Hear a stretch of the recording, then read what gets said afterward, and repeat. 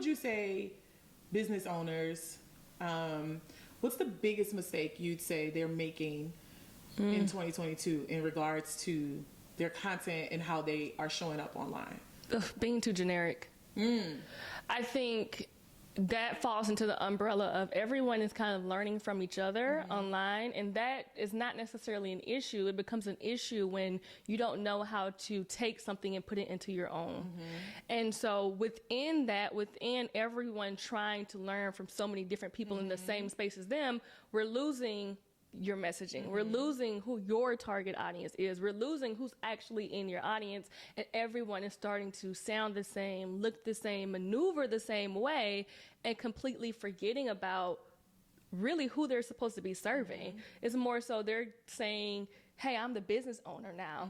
Look at me, look at me, look at what I know, look at what I do, all of these things without keeping in mind the business is not about you. At the time, I can't say that I was really an expert, and I don't think anyone was ever really an expert, but I wasn't an expert in making sales then, so I focused a lot on just having an aura around your social media presence that showed off who you were, and that led to followers. So most of the coaching at first started to, again, the lingo that people were using, how to grow your followers on Instagram. But it was more so, the underlining of that was personal branding and community building. Hey y'all, and welcome back to another edition of Content for Brunch. Listen, Content for Brunch is the meal your marketing plan has been missing, and I hope that you're starving because we have 2 for brunch today, are so ready to serve you. So let's get into it. What's for brunch? Content, turning profiles into profit. Strategies for baddies, captivating captioning. Hey, Coach Kayla, I'm open to suggestions. How can I turn my content into coin and connections? Profit projections. Content is key when you hiring me, and I teach you how to do it, but consistently. Stop satisfying followers you don't even got. Instead, focus on the people who follow you now. When I'm talking, it's cause I know what I'm talking about. And I create the type of content, keep my name in their mouth. They say content is king, but I say it's queen because women are the source of every damn thing. I talk big money, I got the nerve to do such. You're doing too little if you think I'm doing too much. If you don't know what to do and you're feeling too stuck, tune in to every episode. Let's have content for brunch. Let's have content for brunch. Judy drama, Judy bang, same thing. Let's have content for brunch. Judy drama next up. I'ma be yelling that shit till it's stuck.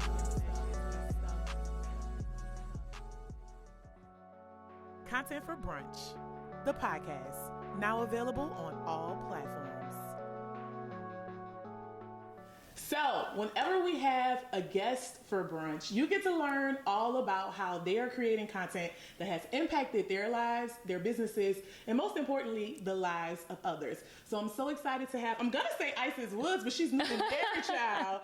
So are we even Woods anymore? It's Bradford. Come on, Isis Bradford. Isis Bradford. I know that's right. Business coach extraordinaire. Of course, I will let her tell you who she is and what she does in her own words. But business coach extraordinaire, my business coach, Isis Woods, everybody. Excuse me, Bradford, honey. Hi, you guys. Thank you, Kayla, for having me. I am Isis Bradford. I'm a business and marketing strategist, and I love helping entrepreneurs to scale their business and really understand marketing in a simple way. Nice. Awesome. Well, thank you for coming down to the brunch table. When the budgets are bigger, I'll actually have food for you. I would love some food. But right now? Some wings. Yes. Okay. Wings and mimosa. So when I have you back for season 2, when the budget is bigger, I got you. Okay. All right. So when did you publish your first piece of content on the internet? Which year was it? On the internet. Yes.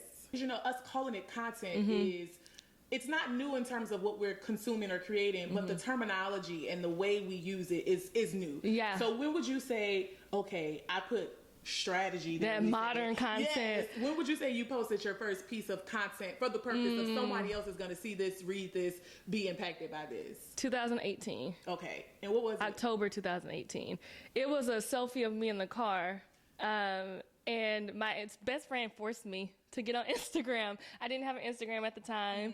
And she was like, then this, I don't know if I believe in this. She was like, oh, you're too pretty to not be on Instagram. And I was like, girl, the logic is not there, but okay. But I had the intention of starting an Instagram and growing it because I was molested as a kid. I've been through sexual assault. And I had the idea that I wanted to write this book and I was going to grow my following to 20,000 and then I was going to sell out the book. Okay. The reason I had that idea is because I looked up the New York Times bestseller, and I think they said you had to sell 20,000 copies in a week. Okay. And I thought 20,000 followers meant 20,000 copies sold. And I was like, okay. So, so I was like, let me just grow my little personal brand. I wasn't even calling it that at the time. I was like, let me just grow my Instagram and see where it goes. So then how did the book ever, did you finish writing? The book has not even started. Okay. So how did this vision for writing a book turn into business coaching? Like, when did the transition happen and you started creating content in that sector? So I initially started creating content more so in the travel sector. Okay. And I'm saying sector because you said sector. It was definitely I don't use it was sector. An SAT word, darling. Step your vocabulary up. So I started creating travel content just by happenstance because that's what I was doing. I had just graduated, had my first big girl job. I was a teacher. And so my off time, I was traveling. And that kind of translated to me creating Lightroom presets, eventually selling them, eventually selling courses on how to create them, eventually helping people create courses. And it just kept adapting and it moved quickly. So by mid-2019, I had stepped more so into coaching. And it was overnight almost, it felt for me, because it just kept moving, but it felt good and it felt right. And so I kind of transitioned into more the business coaching probably end of 2019, and that was because I didn't even realize that is what I was doing. People were calling me their business coach. Oh, wow. And I was like, oh, okay, there's a title for this. I didn't call it business coaching. I just called it helping, because that's what I'm naturally ingrained to do, is to help. Okay, so before you got it, let's take it back a couple of steps. Before you started creating content that marketed your coaching services, what did you create in between then and travel? Like, what type of content? Or was it straight from travel content to business coaching? Like, when did it? It was, I see the question here. Okay. So it was a bit of travel. And again, in that meantime, I had started creating those Lightroom presets, right? I started getting more DMs from people who were asking about them, and that's when I started selling them. I wasn't really marketing them purposely. I was creating them for fun. People saw my presets, which are basically photo filters. People liked the way my pictures were edited, and were like, hey, can you sell this? Isn't it crazy how presets are kind of dead now? Right? Yeah. It's like they had their span of time. And so I started selling them, and from there, from me wanting to be a helper is when I started posting how much I was making.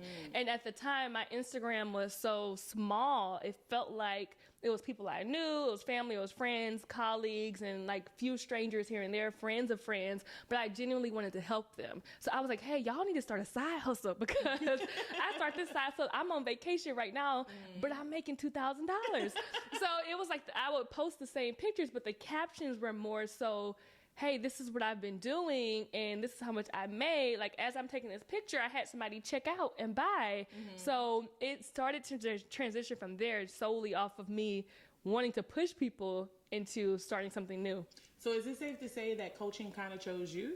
Absolutely. Yeah, that's my story too. Yeah. Like, people started so I started off as a beauty style blogger, and I was growing this personal brand for myself, and then started working with brands, and then peers asked me, hey, I'm starting this business, or hey, I love the way you present yourself online.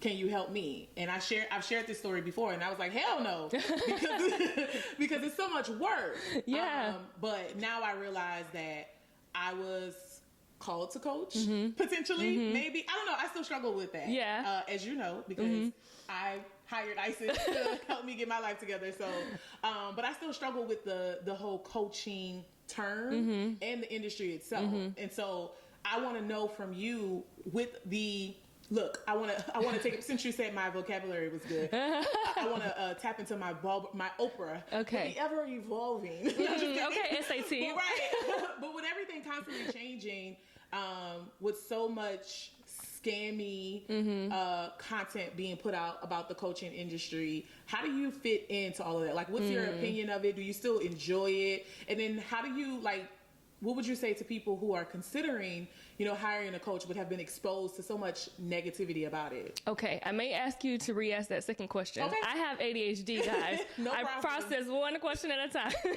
it. But I will say how I fit into the coaching industry now. I look at myself more so as an educator and a helper. That has always been me. From the time I was 3 years old, I remember playing with dolls and I would line them up and say, okay, I'm Miss Teacher Woods for the day. It was fun for me. I've always loved helping. And so I also understand that I kind of have to go with the flow of market trends and what people are saying. Do I necessarily identify with coach? Not really, because I am so literal that I feel like a coach is someone who has the capacity that I don't to constantly check in and support and motivate and all those things. I'm more so very strategic. Let me give you something and walk away and see you win.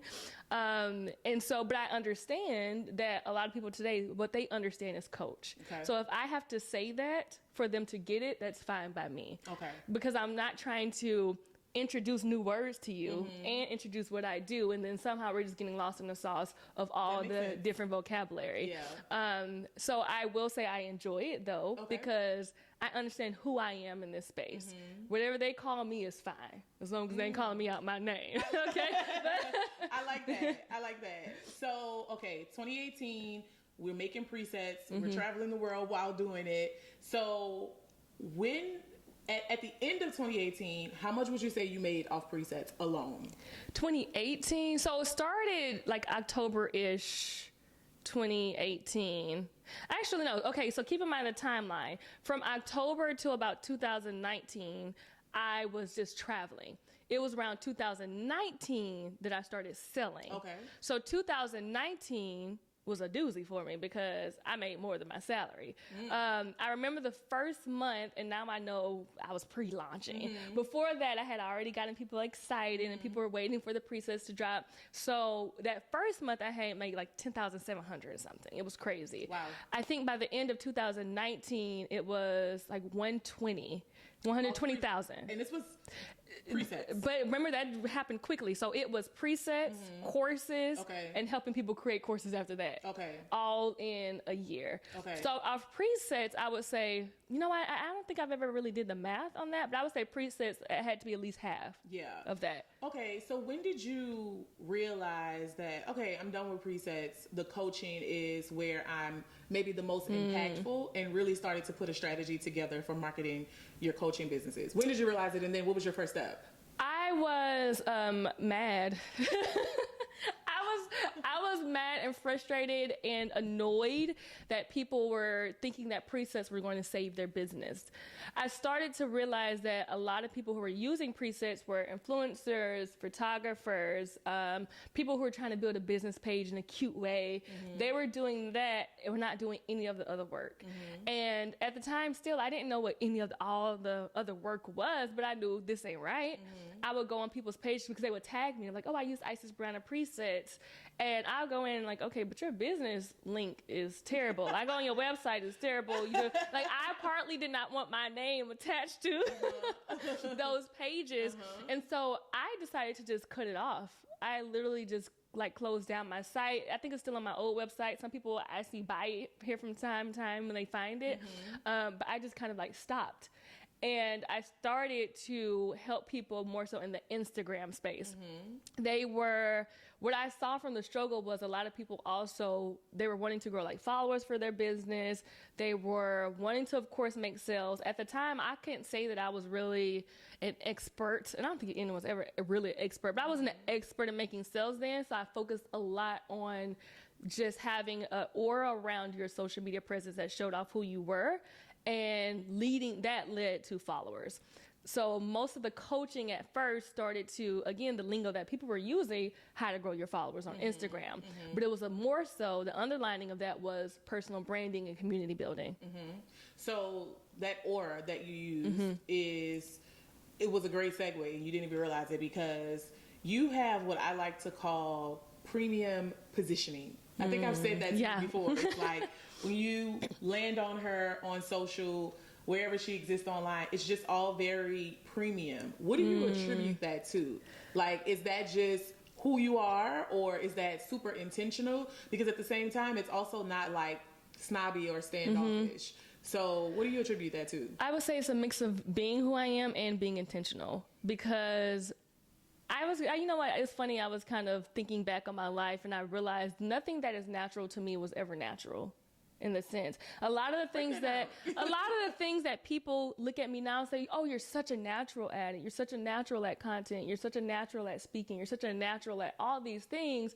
There were so many hours put behind that of like studying and looking at things. And I mean, I would even go to like art shows and kind of look at like paintings and see how they lay stuff out. So I even think, yes, there's part of me that has like that natural eye for things and I want to present things in that premium way, but a lot of that also was fostered and created, and so it's a mix of both. Okay, but it is very strategic. I do like the feel of, especially on my Instagram, I like the feel of people seeing one thing and then they go in and they feel a totally another, a different experience. Yeah, a different experience.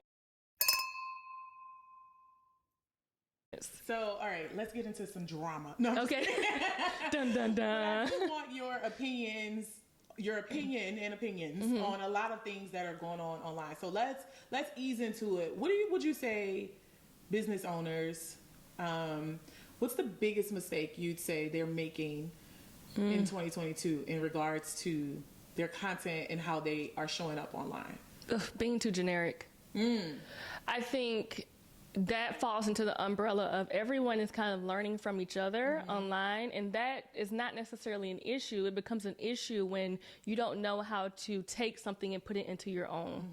And so within everyone trying to learn from so many different people in the same space as them, we're losing your messaging. We're losing who your target audience is. We're losing who's actually in your audience, and everyone is starting to sound the same, look the same, maneuver the same way, and completely forgetting about really who they're supposed to be serving. It's more so they're saying, hey, I'm the business owner now.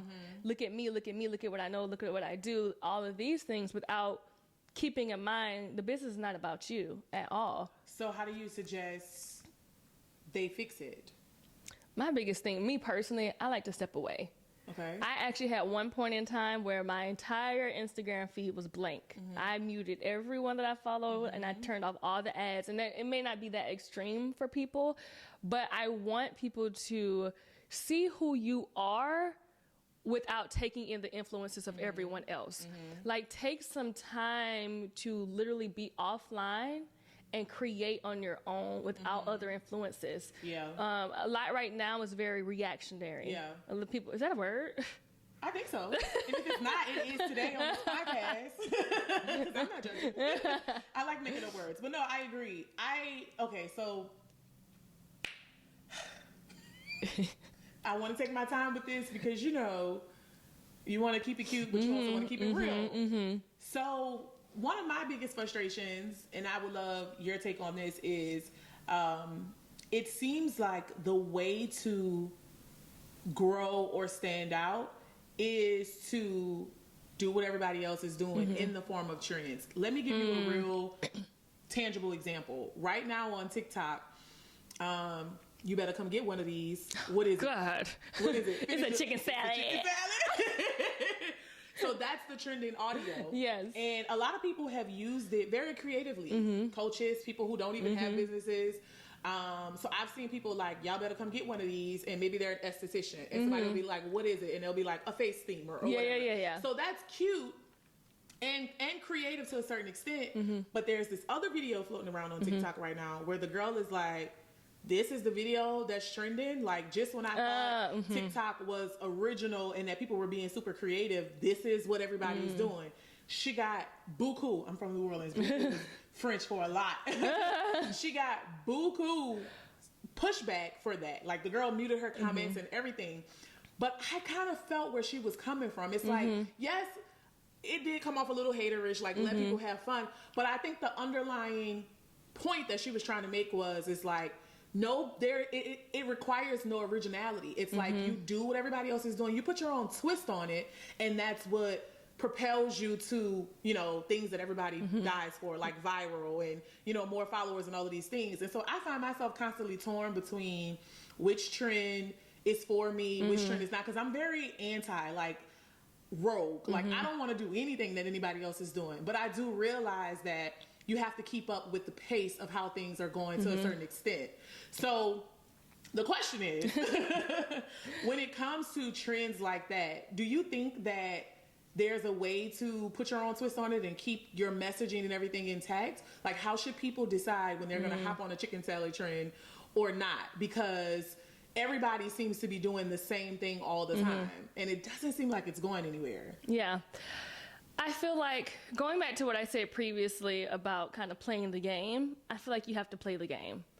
And what that means to me is, if the commoner on social media is interacting with these trends, there are some trends that you want to interact and create yourself. I also like to look at it as, I want to create a strategy in the same way of how I'm interacting on social media. So for me, when I'm on TikTok, I'll be sitting with Michael, my husband, and I'll be like, I'll go under that sound and be like, look at all these funny videos.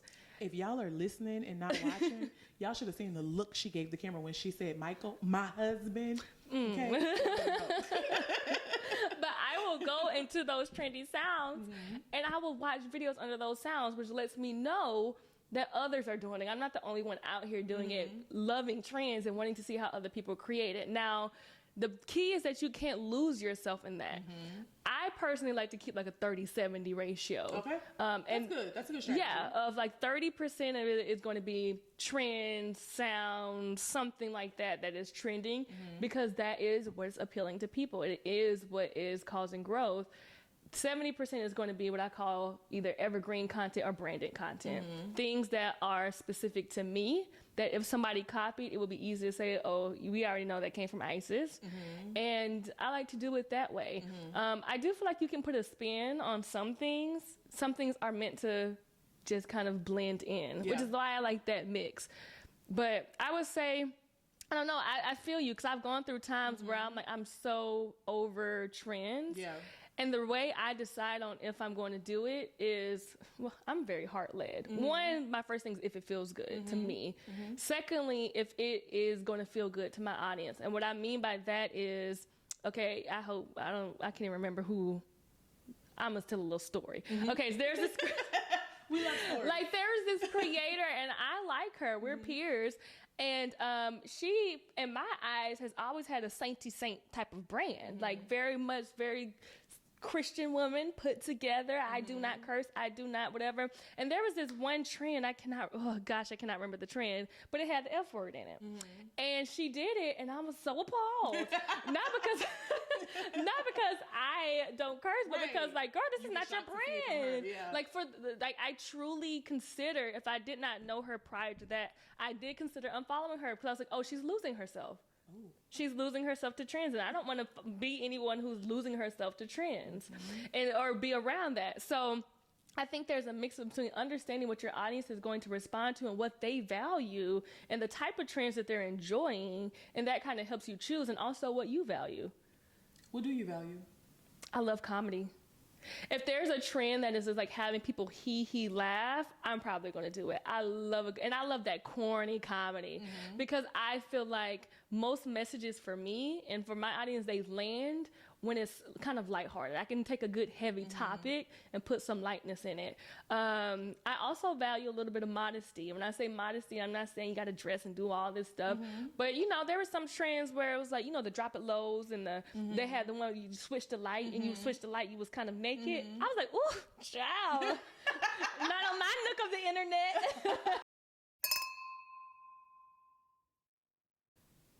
How often do you update your content strategy? And how often do you recommend other people update theirs? And I asked it that way for a specific reason, because I know some people listening or watching are probably like, well, however she does hers is how often it's probably her recommendation. But that's not always true. No. Because I think it has to do with a lot of factors. But I definitely think your tenure in the game is a big factor. So I'm curious for you, how often do you personally update yours?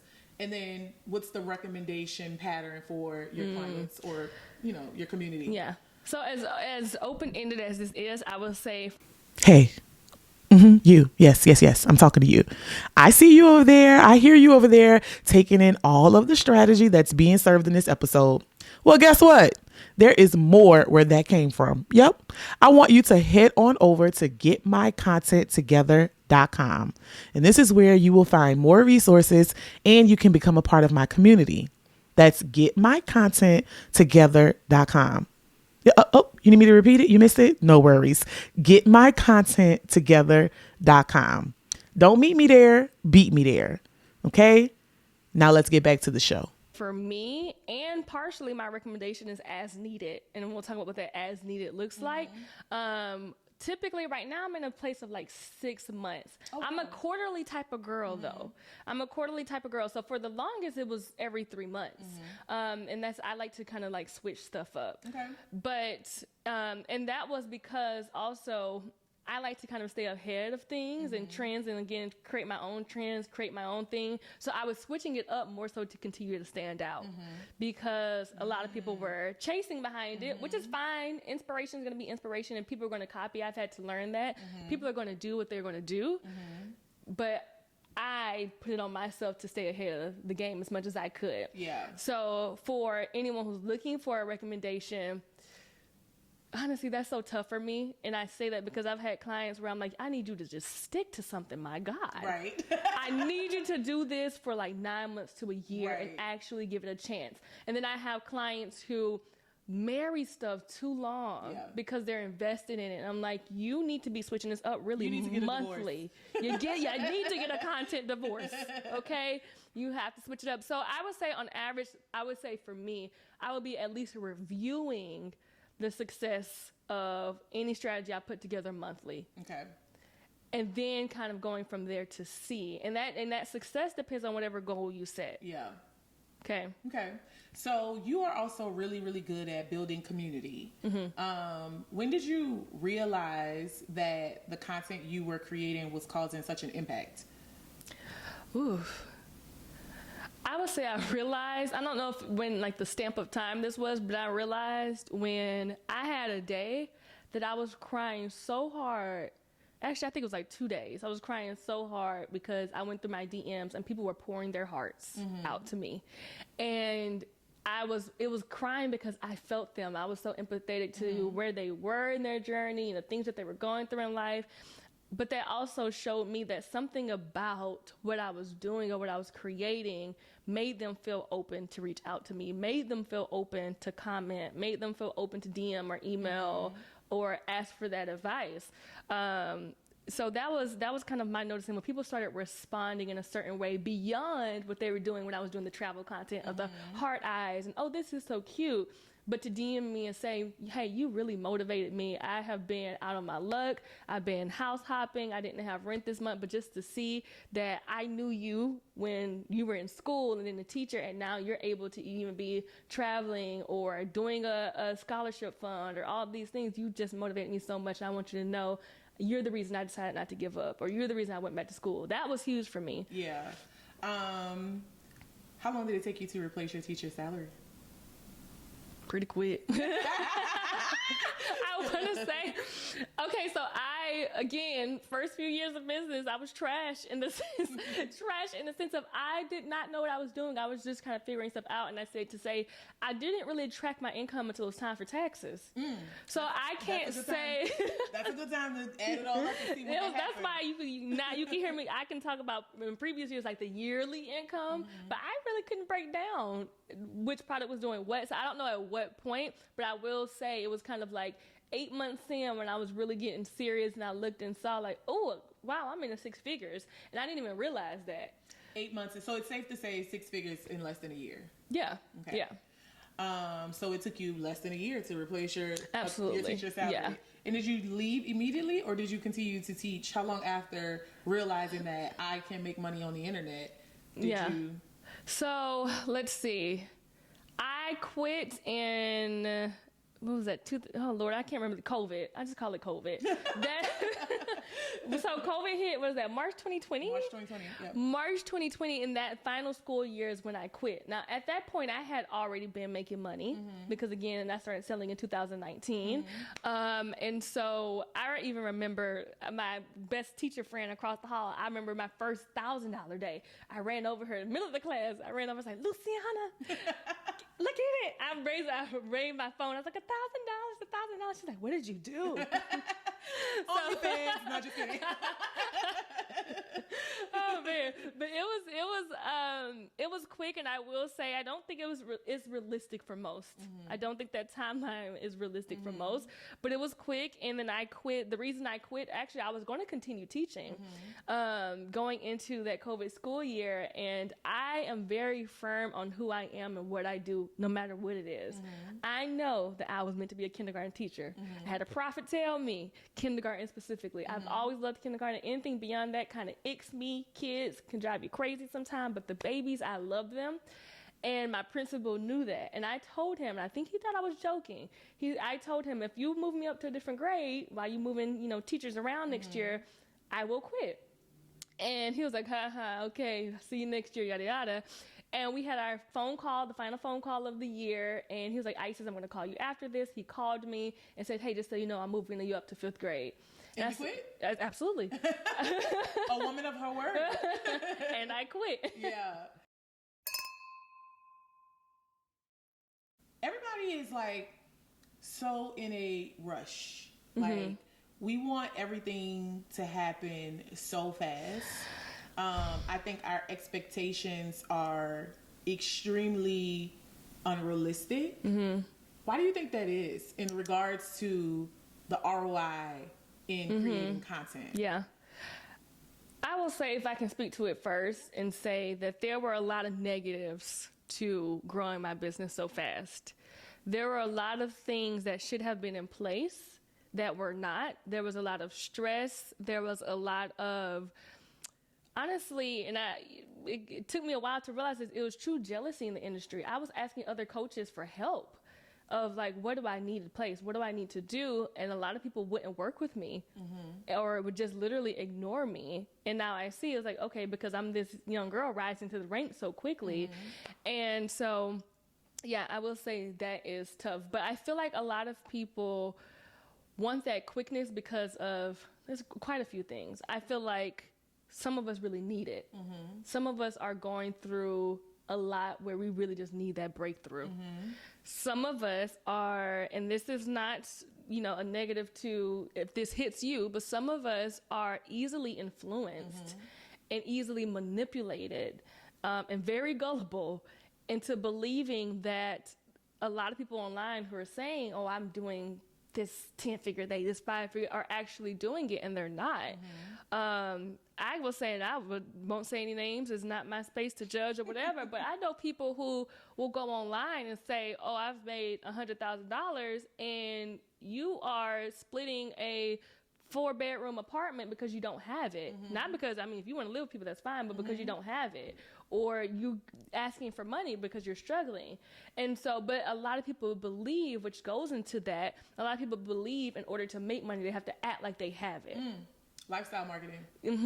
So it's just so much of a cycle of lying and belief and lying and belief. And that's just part of it. Again, some people need it. Some people just want that breakthrough. Some people have unrealistic expectations. I also think that for some reason, people don't look at the content end of their business as a business, and they think it's supposed to be quick.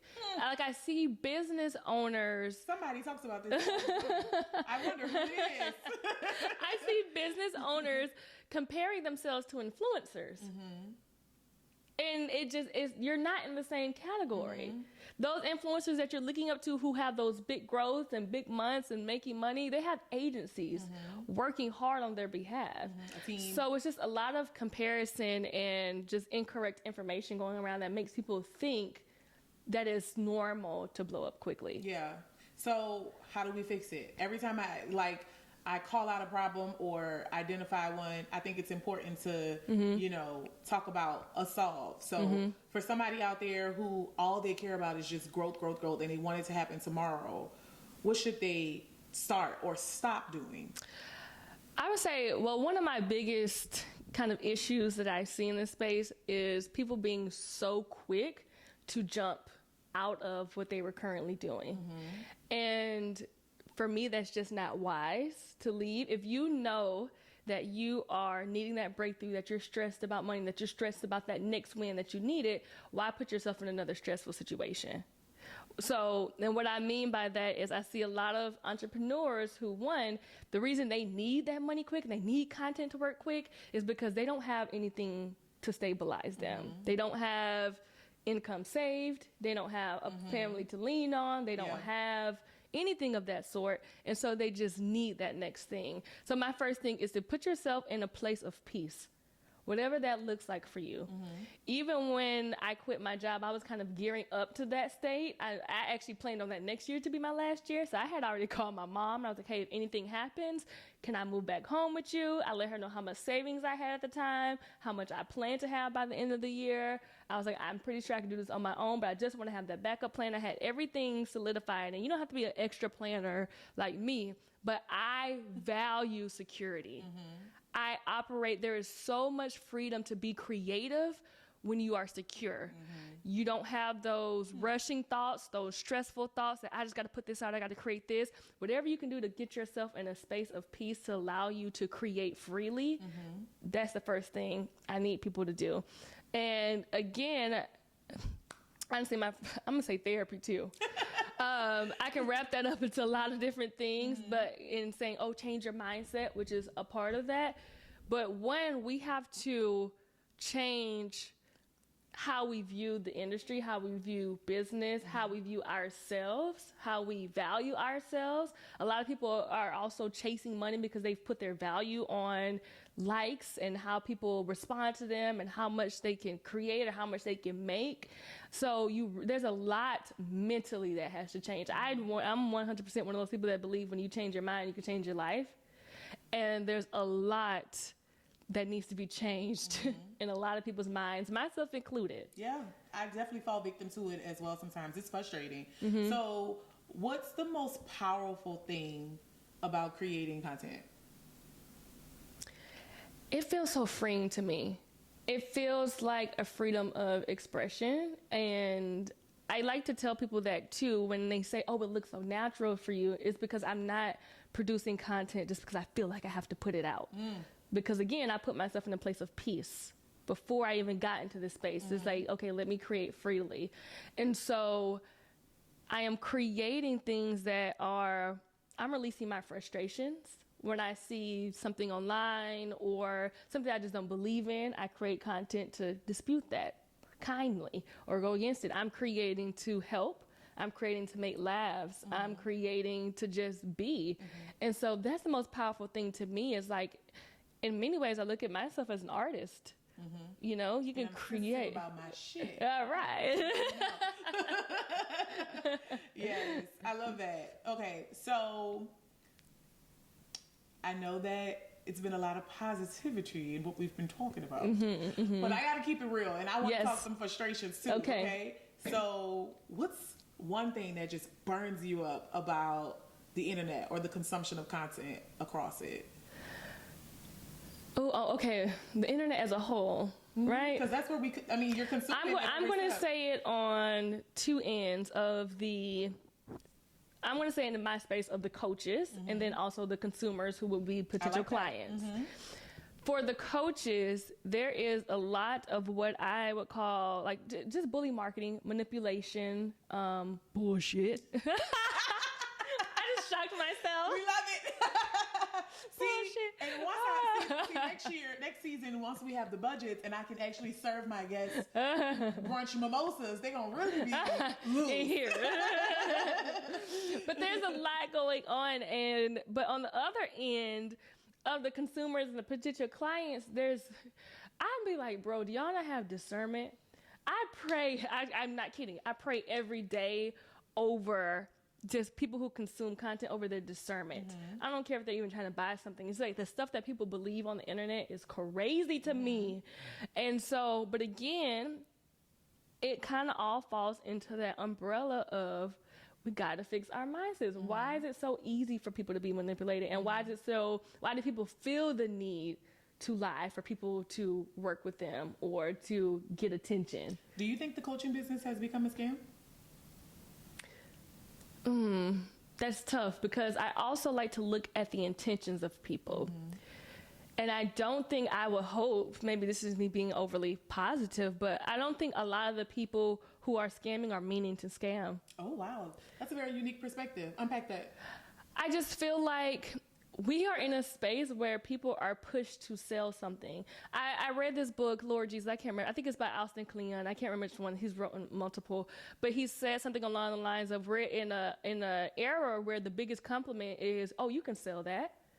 Oh, that's so true. You know, like somebody makes some earrings. Yeah, you make some earrings. Like, well, why don't you open a store? And it's like, you bake some cookies. Yeah, you bake some cookies. Open a bakery. And now we're in the space where you helped a friend. You should be a coach. Yeah. And so I think a lot of people are looking for that life's purpose, looking for what fires them up, what feels good to them, and what makes them money. And so when they hear, oh, you should be a coach. Oh, that was so helpful. You should go charge for that. You should do that. They easily jump into it without thinking about the impact that they're going to have on people's lives, the things that are needed to sustain that, what that looks like. And so I don't think that people are intentionally scamming, but that doesn't mean that they're not scamming. Yeah. But I don't know if I could say the entire coaching industry or the coaching industry as a whole is a scam. I agree. I don't think it's a scam. I think whenever anything becomes popular, that's the cop-out. Yeah. That's what people Absolutely. love to associate with it, particularly if something about it didn't work for them. So if I hired a coach and I have coach hurt, okay, coaching is a scam. Or if I did everything Absolutely. Isis told me to do and it made me no money, okay, coaching is a scam.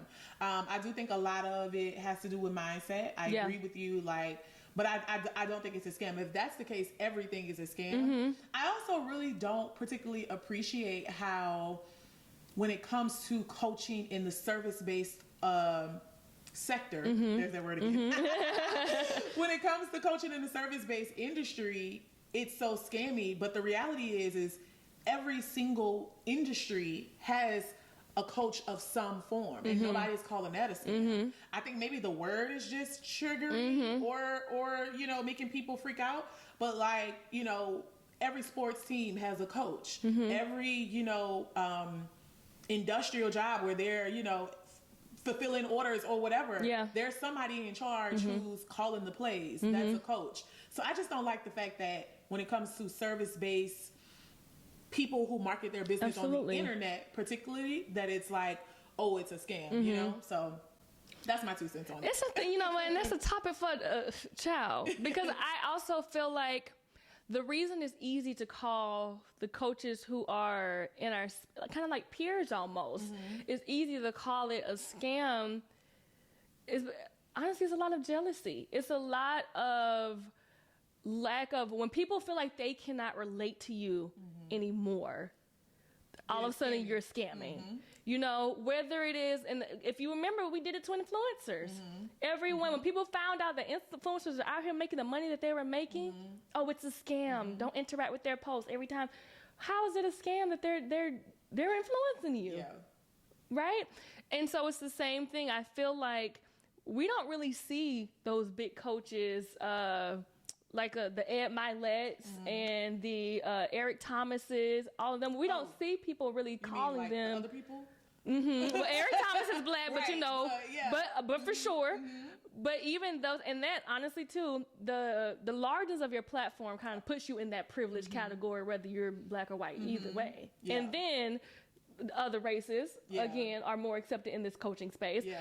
But we don't see people calling them a scam, more so because I feel like they almost idolize them and look up to them, right? Well, I think because, and again, this goes back to me saying them other people, and if you are listening and not watching, I touched the palm of my hand. And if you don't know what that means, well... you might be the other people. But I think it's that, we still have just a lot of unwiring to do because when we see them doing it, it seems realistic. But if I see this little black coach doing it, it's just like, oh, no way. She there's no way she could be that smart, have that much impact. There's no way.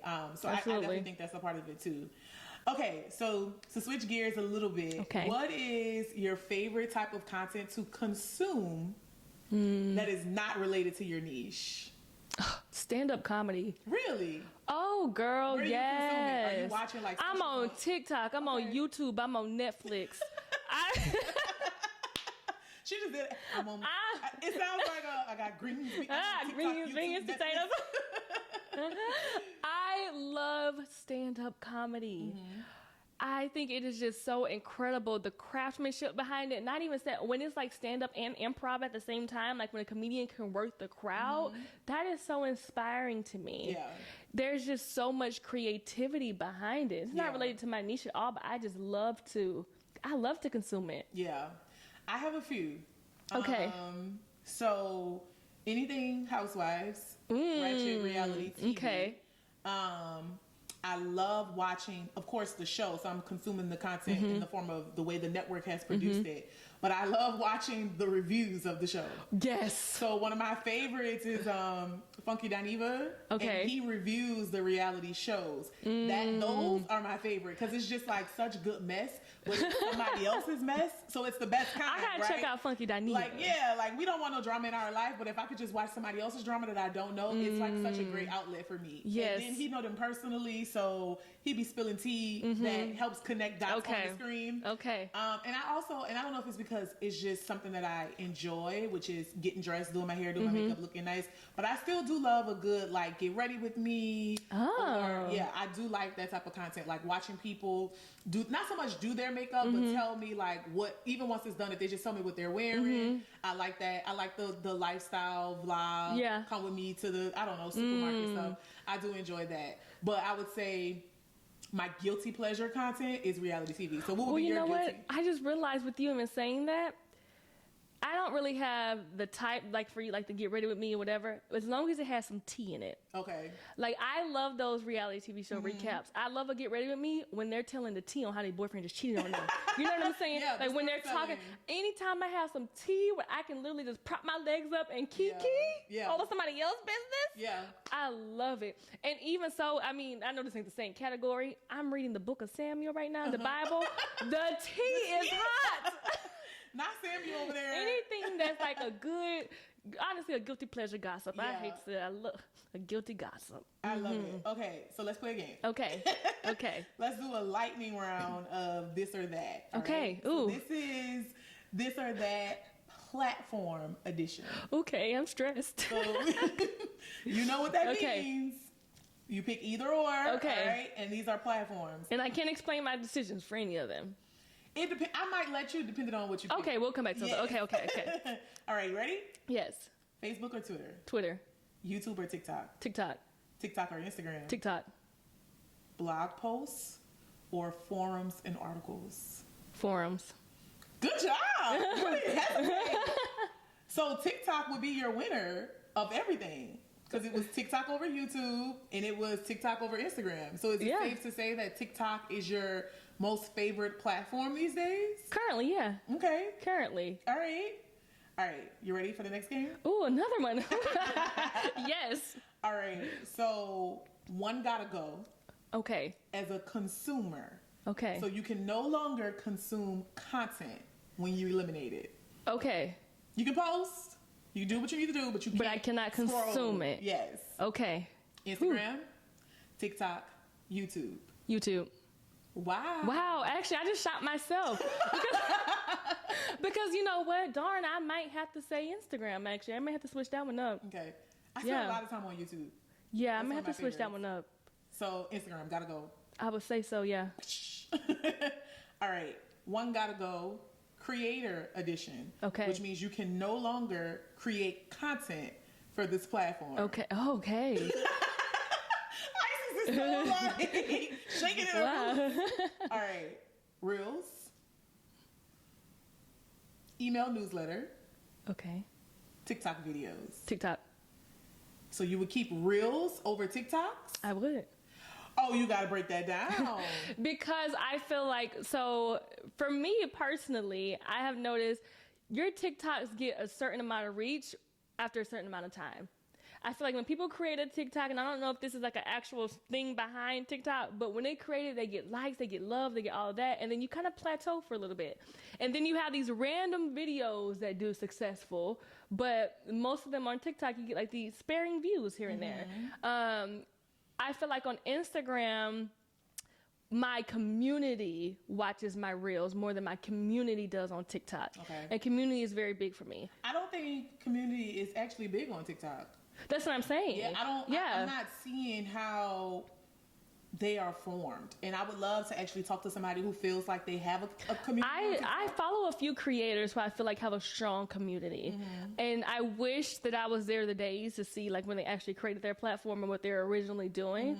There's one woman I follow. Her name is Kat. I don't know her last name, but she is basically a quote-unquote lifestyle mommy. She's going through a divorce. I actually like her content. She makes these funny videos where she's reenacting to be her mom. I think her mom is like Colombian or something like that. And her community they ride for her. They're on every video. They are just like, they know everything. Like someone, I've seen people, they'll ask a question like, oh, is this your new boyfriend? And then someone will respond like, no, if you saw her Instagram story, you would know that that's her cousin, you know? Yeah. And so there are creators. It's very possible. It may just take time. Okay. Well, before we go, I want you to drop a mini strategy for the folks listening. So if you had to hit the reset button, remember when we used to take the tape out? Those are the kids of the 90s. And you had to blow the tape and put it back in. That's how you reset. Yes. All the days. But if you had to hit the reset button, take the tape out and blow it, and start from scratch in 2022 with using content to build your brand, market your business, build community, amplify your voice, all of those things. Give me a simple 3-step strategy you would do. Ooh. Okay, step one, I would identify my personal goals and then my business goals of like, what do I want to really do in this world? Like, for example, for me, maybe speaking, and then sales goals. What do I want to do? Who do I want to reach as far as in my business? I would use that to then decide step two, kind of what platforms I want to be on and what I need to be saying. If I am wanting to be that speaker, I need to be somewhere where I'm doing some like long form speaking type of content. So for me, if I had to do a reset, it would probably be YouTube. Maybe TikTok, but I would really focus on YouTube and then a little bit of Instagram. And then for that business wise, I would see what type of, again, what offers I'm selling, who I'm selling to. If I'm selling low ticket stuff, I would probably focus a little bit on that Instagram and TikTok, and YouTube as well. Kind of mix. You got to see where your people are. And then I would create. And what that looks like when I say create, I would map out my content to go on each platform that it fits on. I see a lot of people, y'all, that's another thing, topic for another day. These people have taken repurposed content to a whole new level, and it's doing too much. Some stuff do not need to be repurposed, okay? I do not want to see your tweet, the actual screenshot on your tweet on LinkedIn. That just does not make sense to me. So then create a strategy that makes sense for each platform of what you're going to post, what you're going to be saying, what you're going to be doing to reach your goal. And then it sounds very open-ended. But set my goals, figure out what platforms help me reach my goals, and then create the stuff that needs to be said. Okay. That was a freebie, y'all. So I hope you took notes. I love that. Okay, so I did ask you what type of content you love. Did I ask you what type of content you hate? Like when it pops up in your algorithm, you're just like, get it out of here. No, you didn't. Hate. What type of content do you despise? Okay, this is not a type, but any type of video that takes more than 0.5 seconds to get to the point. So it's a format, a creator, I can't stand it. I can't, it's just get to the point. One, with my ADHD, and two, because it's 2022. You know, times are evolving. People want this stuff quick. So that's my thing.